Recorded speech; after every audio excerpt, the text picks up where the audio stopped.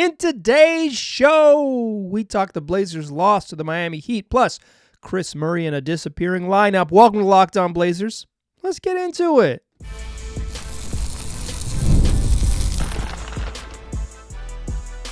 You are Locked On Trailblazers, your daily Portland Trailblazers podcast, part of the Locked On Podcast Network. Your team every day. What up, world? It's your past first point guard and Trailblazers reporter, Mike Richmond. You listen to another episode of Locked On Blazers, part of the Locked On Podcast Network, available wherever you get podcasts and also on YouTube. Thanks for making the show your first listen, coming at you each and every weekday, Monday through Friday. So make it a part of your daily routine. Make your first listen. Tell your friends to do the same. It's Locked On Blazers, your team every day. In today's show, we're going to talk about the Blazers' loss to the Heat. They come back after a long road trip and lose to the Miami Heat, 119-98. We'll talk all about that game, do our fastest recap in the West. I want to talk about Kris Murray, who had a double-digit scoring night against the Heat and is playing the best basketball of his career. I want to offer some perspective on where I think he has grown and still needs to grow from there. Plus, the Blazers have played a lineup that I find intriguing each of the last 2 days. It was once a lineup that I called disappearing, and all of a sudden it's starting to appear. 2 games in a row, not disappearing any longer. We'll talk about that to close the show. Let's get into it. Fastest recap in the West. Blazers playing without some centers in this game. No Rob Williams, no DeAndre Ayton, still no Jeremy Grant, who has now missed 2 weeks with what they're calling a face contusion.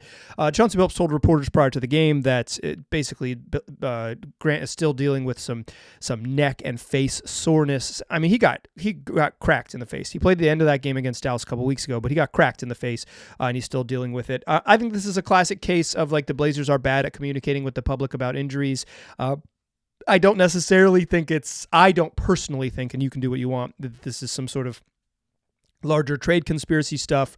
Trading guys by faking injuries doesn't seem like the way you would do it. Choose your own adventure on that one. But I will say this is from what we know, and this is why I say it's more about bad communication from the basketball team. From what we know, it's 2 weeks with a face bruise. That's the worst bruise in the history of time.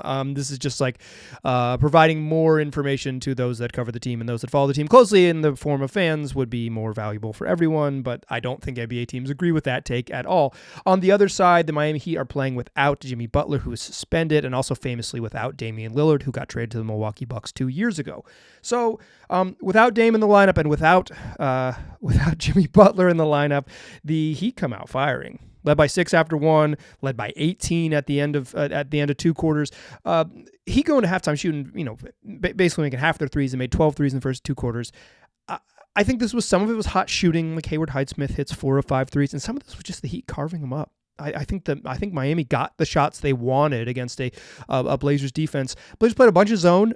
They showed them a bunch of zone looks. They start Donovan Clingan without their centers. They're playing a bunch of zone looks, and the Heat kind of just found the corners they would wait for the zone to come over, wait for guys to show, and then they would take advantage of bad closeouts or long closeouts. Even if it's the right closeout and the right scheme, it's just too long of a closeout to make. And I thought the Heat just got shots they wanted. Sure, they probably made more than is typical, but I thought if you generate a bunch of good looks, you're more likely to make them. And the Heat led by 18 after 2 quarters, and the Blazers were going to need to be very, very, very good to be competitive in this one, and then they almost were. Blazers come out of halftime on a 16-2 burst, and the Heat don't score a field goal until 7:19. The Blazers 16-2 to open the third quarter. The only points the Heat scored was a rebound that hit Donovan Clingan in the hands and then bounced in the basket. He was going to get a defensive rebound, and it hit him in the palms and bounced in, credited to Bam Adebayo, who I don't think was the closest Miami Heat player. I think those points should have gone to Tyler Herro, but I didn't rewatch it. That was just live. That was my guess. It makes sense that that Bam would have been technically closest. He's the guy who Donovan Clingan was trying to block out. But so the Blazers could have ripped off a 16-0 run to begin the third quarter, but instead 16-2. Heat don't score their first field goal until the 7:19 mark of the third quarter. They had 66 points in the first half, and then they go nearly 5 minutes without making a shot to open the third quarter. This, if you're looking for the Blazers to have a chance, this was their chance. In fact, after that bucket by Jaime Jaquez, Anfernee Simons hits a three, and from an 18-point halftime lead, the Blazers are down just 3 points on a 19-4 spurt. Anfernee Simons goes nuts in the third quarter to keep this close. Simons was quiet in the first half. I would even venture to say not good in the first half, but mostly just quiet. You score 48 points. No one's particularly good on offense. But his value is to score. That's where his value is going to be for this team. And so in the third quarter, he says, check my value, dog. 17 points on 6 of 8 shooting, hit 4 of 6 from 3. The Heat started giving him some attention. They started top blocking him, and Terry Rozier particularly was giving him a bunch of ball pressure off the ball. And then, Ant's got, I believe, 14 at that point. And then Ant just brings the ball up the court and shoots a three. Says, okay, if I'm going to get top locked off the ball, just give me the ball. I'll go ahead and do it myself. And he scores. Simons was the guy who got it going for them in that third quarter. The Blazers scored 35 points. Anfernee Simons had 17. His teammates had 18 total. That's kind of how it works. If a guy's going to score 17 in the quarter, there's so many minutes and shots to go around. But the Heat closed the quarter strong. It was a 3-point game with about 6.5 minutes left in the quarter. In the second half of the quarter, the Heat found their offense a little bit. Tyler Herro got going. He had a really big night, and the Heat go into the fourth quarter up 11. It gets as close as 7 in the fourth quarter. It feels like the Blazers have this sort of outside chance. Okay, the Blazers, they don't ever take the lead in the second half, but it's like hanging around, and then the Heat build it back up, and then they're hanging around again. And they cut it to 7 with just under 5 minutes to go. And they have 2 consecutive trips in which Toumani Camara goes to the free throw line, followed by Shaedon Sharpe. Each of those guys split the free throws. Toumani makes 1 of 2. Shaedon Sharpe makes 1 of 2. Toumani had a chance to cut it to a 6-point lead, but he cuts it. Cut it to a 7-point lead, but he cuts it to 8. Shaedon Sharpe has a chance to cut it to a 6-point lead, but he cuts it to 7. If both of those guys make their free throws, it's a 5-point game. It's not. It's a 7-point game. That's kind of it. It's like you really need to be perfect, and particularly when you're shooting free throws. If you're going to make this comeback, you need a chance. The Heat respond. Tyler Herro hits a 3 over the Blazers zone, and after he hits that 3, it's pretty deep. It was like 2 steps beyond 3-point line. Herro had a great game. I was not at this game for very stupid personal reasons, but I did watch it. Bummer that I couldn't be there. Very stupid personal reasons. If you know me, text me. I'll tell you why. Tyler Herro hits a 3, and you could see on the broadcast that Chauncey Billups told Toumani, like, we're in a zone, come out. Like, what are you doing? You can't let him shoot a 3. He's made freaking 9 of them at this point. I believe that was his 6th, and he would hit 1 more. Maybe that was his 7th and his final one, but he hit 7 of 14 threes. Like, Herro was burning him down. And so Chauncey's like, you got to come up higher. What are you doing? And then on the next Heat possession, after the Blazers miss, the Blazers come up high, and right behind the zone, Bam Adebayo lurks behind the zone and gets an alley-oop dunk, and then all of a sudden it's a 12-point game with 4 minutes left, and the Heat just hold on from there. They were better than the Blazers all night, and then the brief window that the Blazers had to come back, they couldn't do it. Herro, who was really the best player on the court, made sure Portland had no chance. That's your fastest recap in the West. Heat go on to win 119-98. I don't think there's like big picture takeaways from this game. I thought Anfernee Simons was really good in that third quarter. I kind of thought Shaedon Sharpe he had 6 turnovers, and it felt like it. I think Sharpe has, for the most part, kind of figured out that the Blazers need him to be aggressive on offense. I don't think that's really been a problem recently. When Sharpe's had bad games recently, it's been because of accuracy, not volume. And he wasn't bad in this game. 22 points on 7 of 20 shooting. It's not a terrible game by any means. But he turned the ball over 6 times. I thought particularly in that first half, he was a lot of, when I talked about bad closeouts and long closeouts, just anecdotally, at least in my notes, it was like Sharpe a couple times got caught on those closeouts. That's scheme, but that's also him. He needs to be sharper and know that they're going to skip to the corner and read it a little bit earlier, or maybe not help in as much, et cetera, if they're going to play that zone look. I thought more than the defense, which I thought was just kind of, Sharpe's not a very good defender, so I don't give him big grades on that. I grade him on a curve. But the turnovers, it felt worse than that. I thought he was a little loose with the ball in this game. I think Denny Avdia was, 15, 12, and 5. He continues to, he's like a 15, 5, and 5 guy. Like he can just, and obviously 12 rebounds is a bunch. But they needed a little more individual offense from him. That's maybe unfair for him, but it's like truth. If they're going to be competitive, he's finished 5 of 14 from the floor. Tumani had a really weird game in which I don't think he played particularly well, but he grabbed 7 offensive rebounds. Like he didn't play very well on offense, but he grabbed 7 offensive rebounds. Like you felt Tumani's presence on the hustle stuff, but like the little things you need him to do, 0 of 3 from 3s to 2 of 4 inside the arc. Like you just kind of, again, it's like you just kind of, this is the plight of maybe just talent more than anything else. They needed more from him. And the Heat made threes. Like they finished 19 of 44 from threes, hit 12 of them in the first half. Tyler Herro was really good, hit seven of those and had 32. Nikola Jovic off the bench was really good for the Heat. Like I don't think this is a big takeaway game. I think the Heat executed their offense and got what they wanted, and the Blazers defense was never able to take them out of what they wanted consistently enough to make a real charge. Heat shot really well in the first half, which is going to hurt your margin for error. And then when the Blazers had little moments to get close, the Heat responded with a good close to the third quarter, and then basically 4 possessions where, okay, you're going to have a puncher's chance. It's going to be a 5-point game. Nope, sorry, it's a 12-point game, and that's now you're going to lose. Like that. That was really the takeaway here. The Heat were better than the Blazers on the Saturday evening. I want to talk about Kris Murray though. I haven't mentioned him yet. He finished with 10 points. Kris Murray has 4 double-digit scoring games this season. 2 of them have come in the last 4 games. Murray is starting to put some stuff together. Let's talk about some stuff in the second segment. Join me there, won't ya?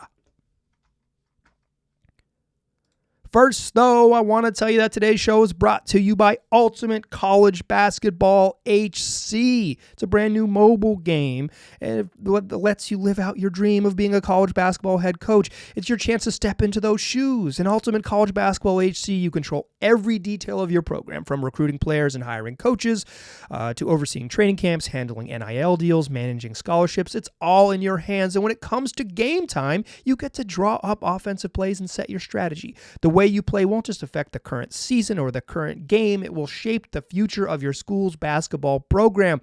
It's a game that lets you feel the full weight of what it means to be a head coach and lead your team to glory. Here's a special offer for all you Locked On NBA listeners. Use the promo code LOCKEDONCBB in all caps, LOCKEDONCBB, inside the game store to get a free boost for your program. It's the perfect way to kickstart your coaching career. Download Ultimate College Basketball HC. Just visit ultimate-cbb.com or look it up on the app stores. Ultimate College Basketball HC. Begin your coaching legacy today.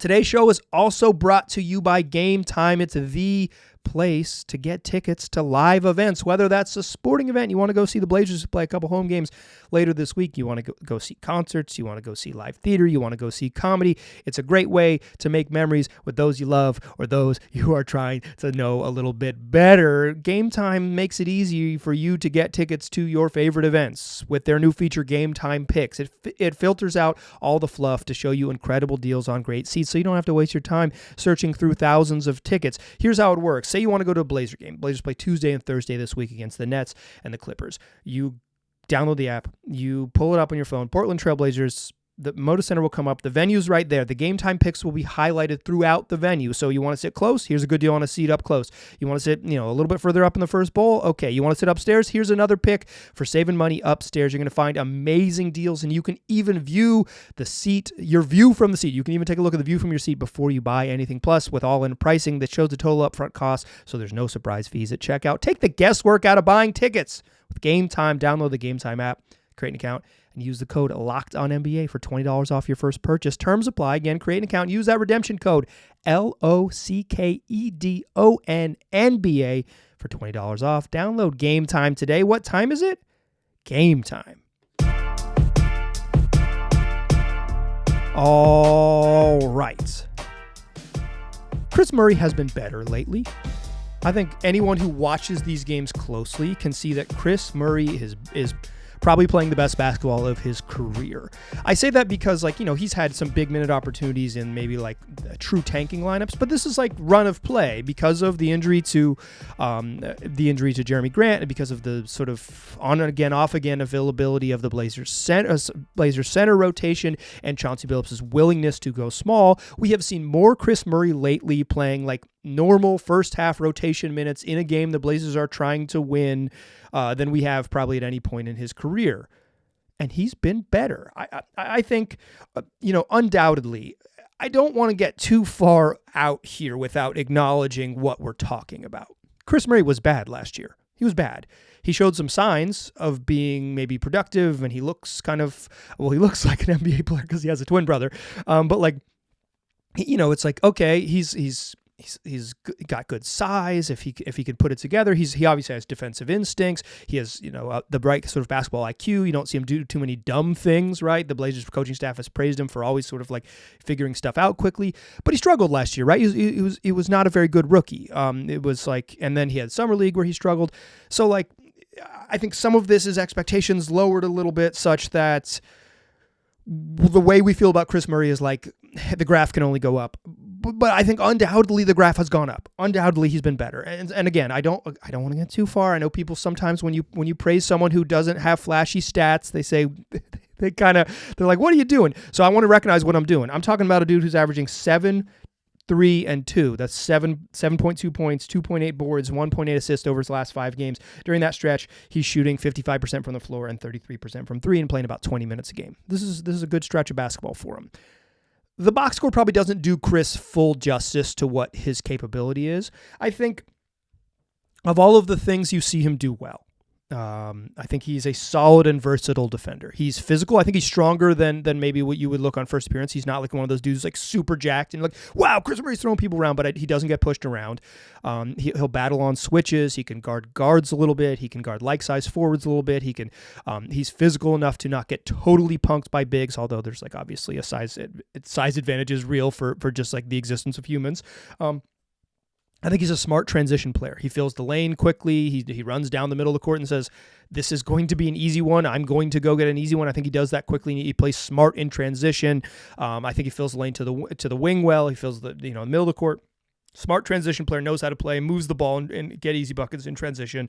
And he's a really good offensive rebounder. I think he has a knack for crashing, particularly from the corners, and kind of just like finding the ball off the rim and using his strength and good smart positioning and all of those things to be effective. Versatile, talented defender, good offensive rebounder who's smart in transition. That sounds like Toumani Camara light a little bit, right? He's got that. And I think Toumani was in the rookie class last year was the standout sort of impressive Blazers youngster. It's like, wow, this dude can really defend. Let's see what else he can grow on. And Kris Murray was quietly a darn good defender as a rookie, and that continues to be the strength of his game. Versatile, talented defender. I would say, me personally, Mike Richmond, I am a little bit lower on Kris Murray than some of the fans I hear from, certainly in the email, lockdownblazerspod@gmail.com, and some of my friends who are more Kris Murray believers who are Blazer fans.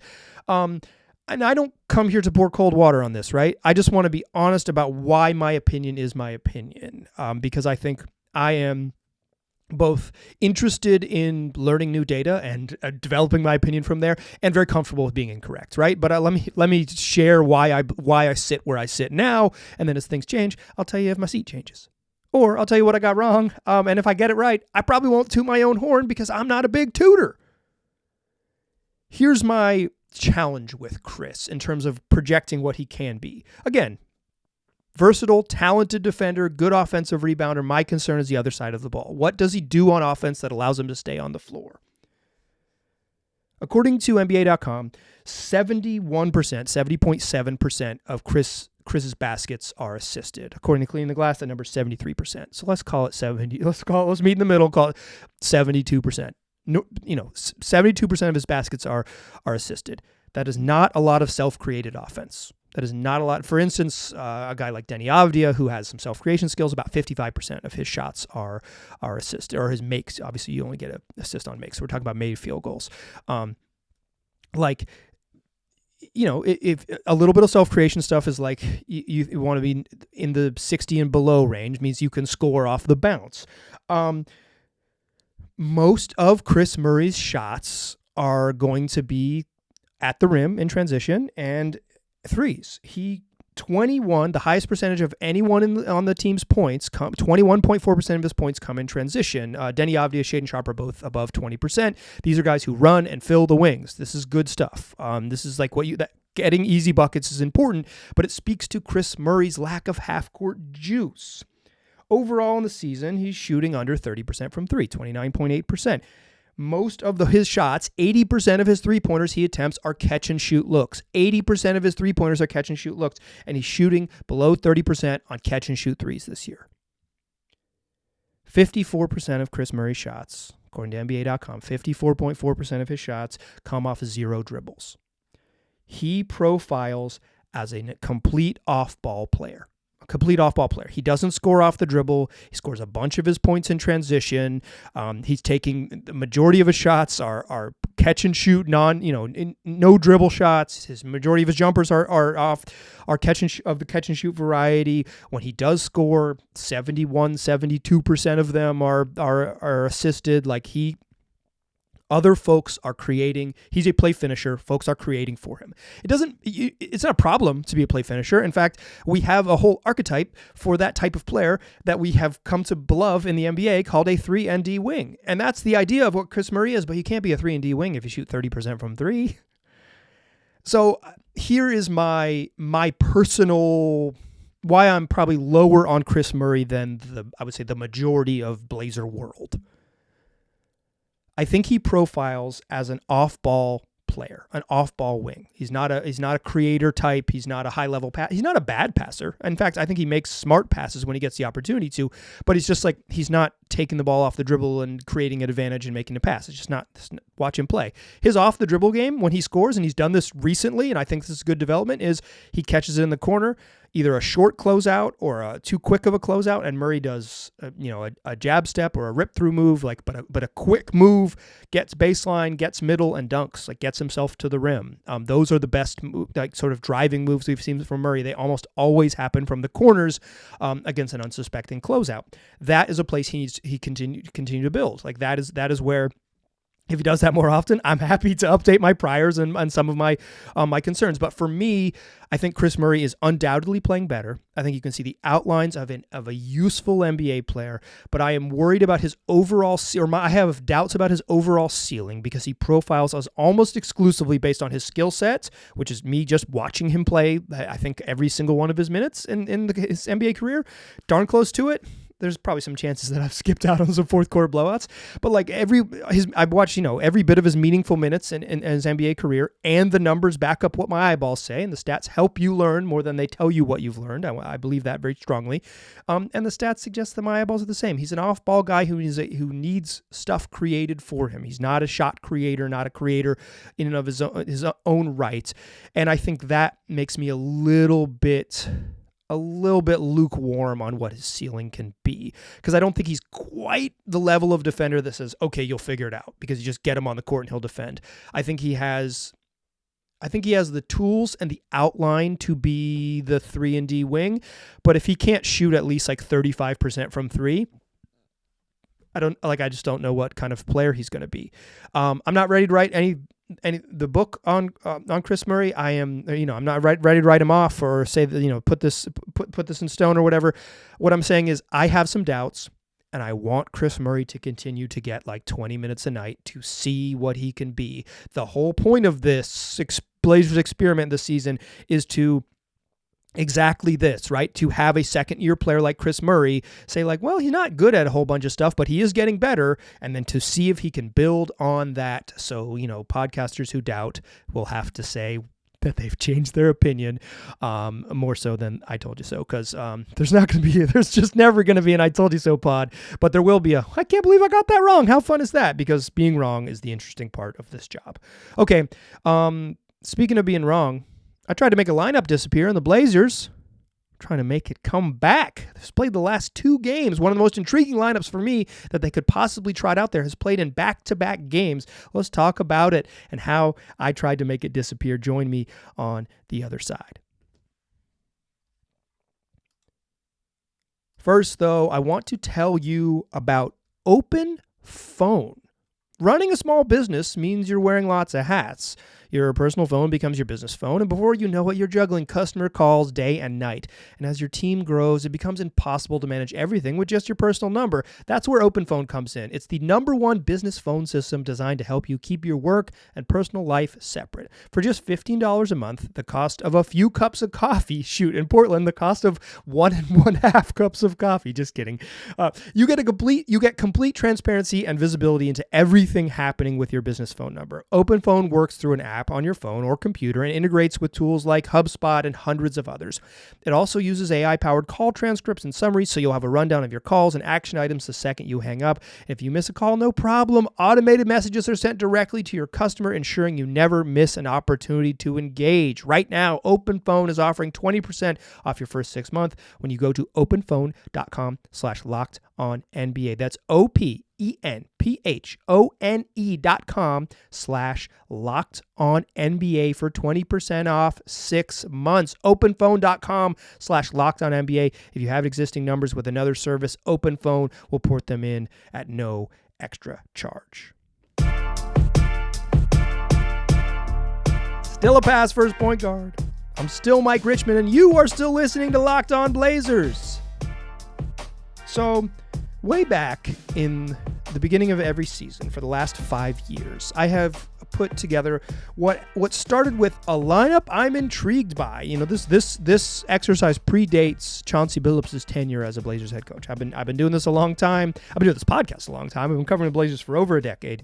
And every year, I'm someone who thinks like who plays together and how they fit together is one of the most interesting parts of basketball. So I will think up in the preseason, here's a lineup, and it particularly features new players the Blazers have added over the summer. That's a typical feature of it. And I'll say, here's a lineup I'm intrigued by, whether it's combining Derek Jones Jr. and Robert Covington, or figuring out a way to get Justice Winslow and Rodney Hood on the court, or I believe actually those players didn't overlap. But in any case, getting a wing lineup around Damian Lillard or whatever it might be. I did this for 4 consecutive years heading into this season, and somehow, some way, and I promise you, these were not wild lineups. I don't have them written down all off the top of my head, but I can. If you're curious, I could go track them down for you. I'll send you the episode where I laid it out. But over 4 years, my intriguing lineup, they never played together. So then it became a trick. It wasn't an intriguing lineup. It was a disappearing lineup, a lineup that would just never play by the magic of some stupid thing that I would say into the microphone. And I'm telling you, these weren't crazy off the wall ideas. It was. Last year I believe I wanted to see Rob Williams and DeAndre Ayton play together with the youngsters. Like, okay, they added this other center, and in the reporting that when they made the trade for Rob Williams, when they sent Drew Holiday to Boston, it's like they want Rob to play. Okay, well, let's see what it looks like with these funky dunky lineups. Like, not even that I thought it would work, just that I would be intrigued by how they would deploy it. So this season, I thought, the theme of this year is young. It's the theme of this year is like logjam, but the theme of this year in my mind heading into the season would hopefully be like rebuild, direction, how the Blazers get enough data with all of their young parts on the court to move forward and say, what does forward look like? And so the lineup I really wanted to see was Scoot Henderson, Shaedon Sharpe, Danny Avdia, Toumani Camara, and Donovan Clingan. That five-player group. I was a little bit worried heading into the season because Shaedon Sharpe was injured, and picking a lineup with 5 players that was included an injury right off the bat seemed like it was maybe I was tempting fate a little bit, but I was trying not to be superstitious. I was trying to just say, this is my lineup I'm most intrigued by. And it's worked. Over the 4 previous seasons, 4 lineups that I mentioned played 9 total minutes together. Disappearing. The lineup does not play. A disappearing lineup. Truly never plays. Now, through, 38 games. This lineup that I'm intrigued by this season has played in 5 total games together in 17 minutes, nearly doubling up the 4 years. My bold prediction was that this lineup would play 9 minutes together in one game, and we're probably not going to get that. That might be a little too bold, because it seems it would need special circumstances because like Scoot Henderson's not allowed to play. But it's in each of the last 2 games, thanks in part to Scoot Henderson playing fairly well against Mavs. He's pretty bad against the Heat. Scoot's lows are low. I don't think he was terrible, but he was bad. It was just kind of he had a by his standards like a C- game, which obviously we're grading on a curve there. But it is. I want to see this group play. And against the Mavericks in Dallas to close out the close out the road trip, that group played 4 minutes together and was outscored by 4 points against the Heat on Saturday evening. That group played together for 2 minutes and were outscored by 5 points and missed the only shot they attempted on offense. On the year, across 17 minutes, they've been outscored by 14 total points according to NBA.com stats in 5 games, 17 minutes. They play very limited, little small stretches. Right, it's like a one timeout type of thing, or one, getting back to the rotation type of thing, where it's like, okay, go in there for a second, and then we're going to get, Anfernee Simons back on the court and blah, blah, blah, blah. Some of this is just bad shooting. The 2 of 15 with that group on the court, even like recognizing the bad shooting lineup that plays, 2 of 15 is probably unfair, but I think I'm intrigued to see this moving forward. This disappearing lineup trick is starting to appear.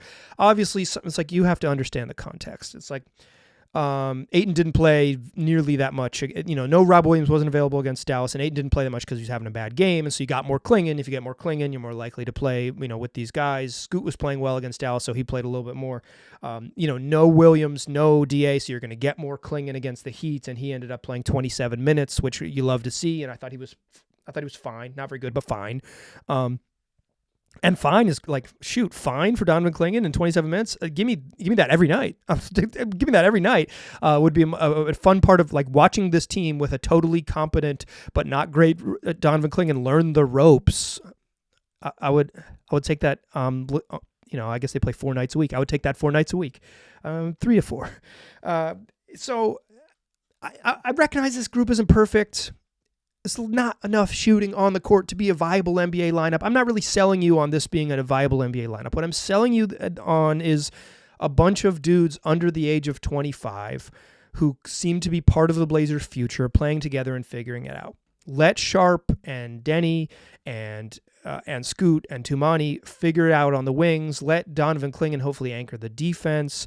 The Blazers they have their warts. This is, you probably to run their best offensive lineups are pretty much always going to include Anfernee Simons this year. In theory, they would have included Jeremy Grant, but he forgot how to make 2-pointers this year. He just cannot score inside the arc at all.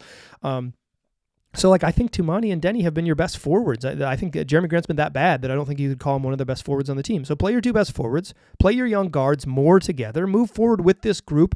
They don't need to play a bunch. I'm not saying this should be the starting lineup or the closing lineup, but I would like to see more of this because to me, this is the future, and this is no longer a disappearing lineup. This is just an intriguing lineup that we should see more of, and it's starting to appear. And for that, I say, thanks. I finally got one of these right.